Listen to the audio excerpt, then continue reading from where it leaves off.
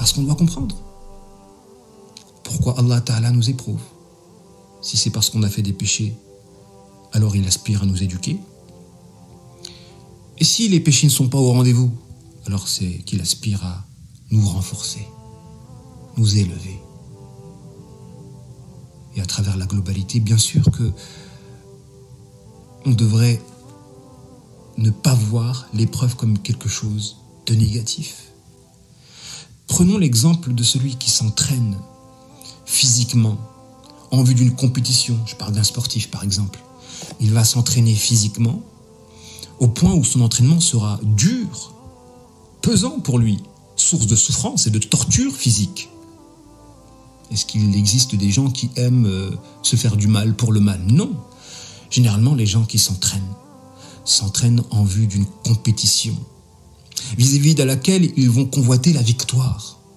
Et c'est cette victoire en espérance qui leur donne goût à l'entraînement, qui leur donne la force d'aller au-delà de la souffrance instantanée de l'entraînement, au point où la personne aime souffrir, à s'entraîner, si grâce à ces entraînements-là, il se donne les moyens, en capacité d'être victorieux le jour du challenge, le jour de la compétition.